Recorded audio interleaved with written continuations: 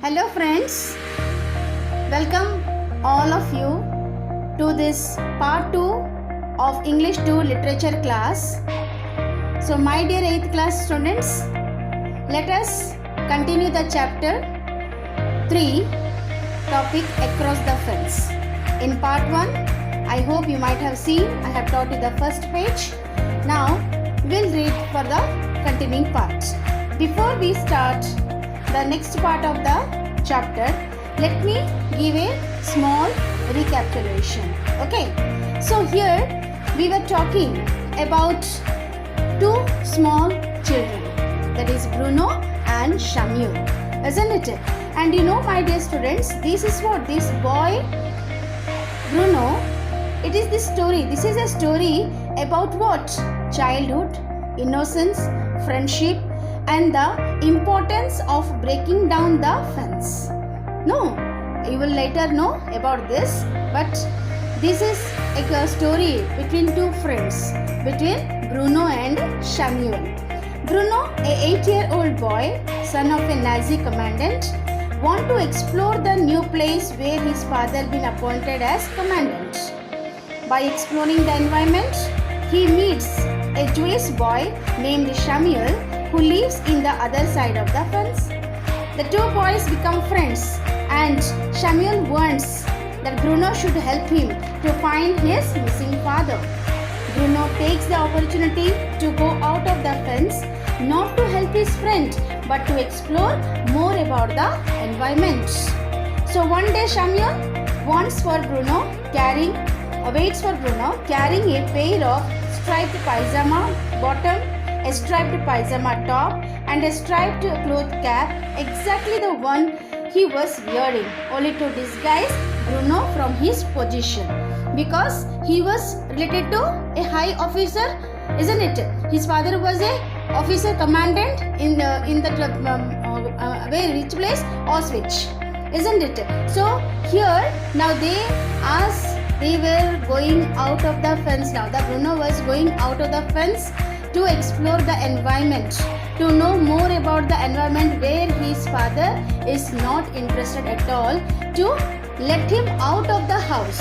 Why? Because he has come there, because he has been appointed as commandant where Adolf Hitler was the person during the World War II.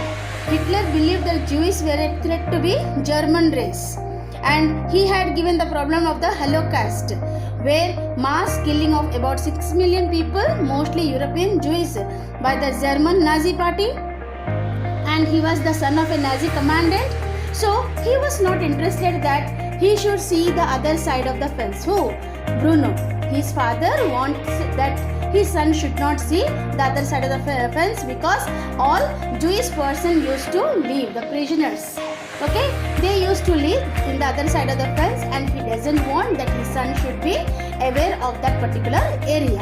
So but here the son wants that he want to go and explore the environment. He wants to know more about the new place that he has come, but father is not interested, so he want to skip from the house and go out of the fence to explore his environment. This is the story we have read till now here. Let us continue the next page. So, "Well, turn round," said Bruno, pointing at his friend as he stood there awkwardly. "I don't want you watching me."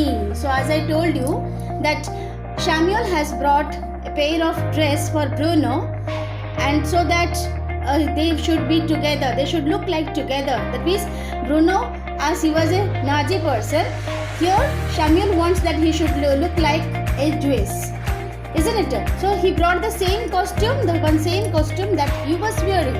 And here, "Well, turn round," said Bruno, pointing at his friend as he stood there awkwardly. "I don't want you watching me," because here Bruno was changing the dress, okay, and he said to Samuel, "I don't want you watching me, just move that side."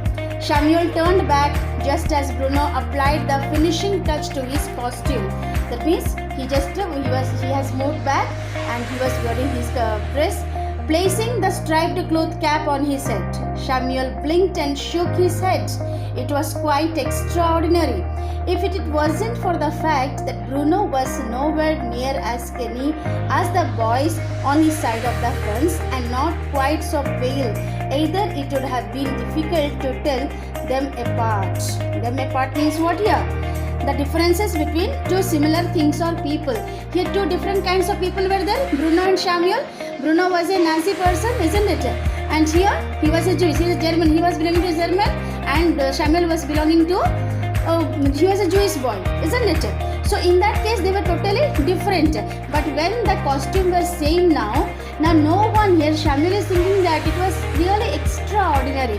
Both are looking extraordinary. Nobody will recognize Bruno that he was a Nazi person or he was the son of a commandant. Okay, so if it wasn't for the fact that Bruno was nowhere near as skinny as the boys on his side of the fence and not quite so pale either, it would have been difficult to tell them apart. There is no differences were lying now between Samuel and Bruno. Both were looking like Jewish boys. It was almost, Samuel thought, as if they were all exactly the same really. Yes, both were looking exactly same to each other. Do you know what this reminds me of? Asked Bruno, and Samuel shook his head. What he asked. So when he was wearing that costume, so here Bruno said something he remembered, something reminded him, and here Samuel asked, what is that? It reminds me of the plays she used to put on with the Gretel and me, Bruno said, looking away from Samuel as he remembered those days back in Berlin. So earlier Bruno used to live in Berlin. When he shifted to Auschwitz, earlier he used to live in Berlin. Part of the very few memories now that refuse to fade. Yes, as he shifted now to this new place, the memories which were there in Berlin is slowly fading away in his mind. It reminds me of how she always had the right costume for me to wear. You wear the right outfit and you feel like the person you are pretending to be, she always told me. I suppose that's what I am doing, isn't it? Pretending to be a person from the other side of the fence. Okay, so here Bruno remembers his past in Berlin. Some memories were just coming in front of him. He just reminds his granny, this is his grandmother. Always his grandmother thinks that Bruno wears the correct outfit for the correct thing, and always he pretends to, just like for an example I can give you fancy dress, isn't it my dear students? In fancy dress you go for a competition. So if you want to become a king, if you want to show the role of a king, you are wearing the king's costume. If you want to show a player, you are wearing the player costume, isn't it? So for different people you have different costume you should look like, isn't it? So here the grandmother of Bruno was saying that yes, you pretend to be in such particular costume with such particular person. So here when he was wearing the Samuel's costume, so he was also thinking that yes, I am pretending to be a Jewish boy, isn't it? That is pretending to be a person from the other side of the fence. Who was living on the other side of the fence? The Jewish people, isn't it? A Jew, you mean, said Samuel. Yes, said Bruno, shifting on his feet a little uncomfortably. That's right. Yes, yeah, I'm looking like a Jewish boy now. Samuel pointed at Bruno's feet and the heavy boots he had taken from the house. You will have to leave them behind too, he said. No doubt he has changed his clothes now, but still he has his boots on his legs, isn't it? He was wearing it. On his feet there was still the heavy boots. So here Samuel said, you have to leave the boots here itself. Bruno looked appalled. Appalled means what? Horrified. But the mud, he said. You can't expect me to go barefoot. So he said, oh my God, it's mud here. How can I go barefoot? Without my shoes, how can I walk? How can I go from here? You will be recognized otherwise, said Samuel. You don't have any choice. If you wear the boots, then you will be recognized as a Nazi person but not as a Jewish boy. So that is no more. You should have your own choice. You don't have any other choice more. You have to take out the boots. Bruno shied, but he knew that his friend was right. Yes, if he wants to explore his environment, he has to look like Samuel. He took off the boots and his socks and left them beside the pile of clothes on the ground. As his own clothes were lying on the ground. Same way he took out his boot and socks also and left them beside. At first it felt horrible.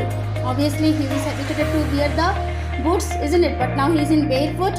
First of all he felt horrible putting his bare feet into so much mud. They sank down to his ankles.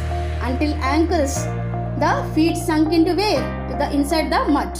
And every time he lifted a foot, it felt worse. Obviously, it was muddy. The floor was really muddy, isn't it? The ground was. So when he is barefoot now, and when he used to lift his leg and want to step forward, his feet used to it used to go inside the mud, and it was really horrible for him. And he felt each and every step worst. But then he started to rather enjoy it. Yes, the things which he had not done or which he had not been experienced, now he is experiencing in his life. So in that case, he is enjoying the moment, isn't it? Samuel reached down and lifted the base of the fence, but it only lifted to a certain height, and Bruno had no choice but to roll under it, getting his striped pajamas completely covered in mud as he did so. So yes, now Samuel reached down to lift the base of the fence, isn't it? Because he has to come to the other side of the fence. Until he lifts the fence, he cannot come outside, isn't it? But it only lifted to some extent. So there was no choice for Bruno that he has to lie down and he has to come to the other side of the fence. And when he will lie down, what will happen, my dear? That costume which he is wearing now will become really muddy, because the ground was totally muddy. So completely covered in mud as he did so, he laughed when he looked down at himself. He had never been so filthy in all his life. It felt wonderful. So yes, when he was in the other side of the fence, but for a moment, when he looked at himself, he laughed. Why he laughed? Because he never felt so dirty. Filthy means what? Dirty. Because already he was in barefoot. Second, his costume which he was wearing now was totally muddy now, became dirty. So as he was a son for a Nazi commandant, to an officer, how his life is, you might be knowing it. But now, as just he is a common boy, wearing the costume of like Samuel. So he is laughing now, looking towards him, that he had never been so dirty in all his life. It felt wonderful. It was a very wonderful moment for him, feeling something extraordinary in his life, because he has left his life back and has come to new life. Like he was just now like a boy of Samuel, just like a friend of Samuel, looking like a Jewish boy, and he is feeling a new life in his life. Okay, my dear students, so this is all about your second page. In my next video, we'll continue the chapter. Hope it might be clear for you. Thank you. God bless you.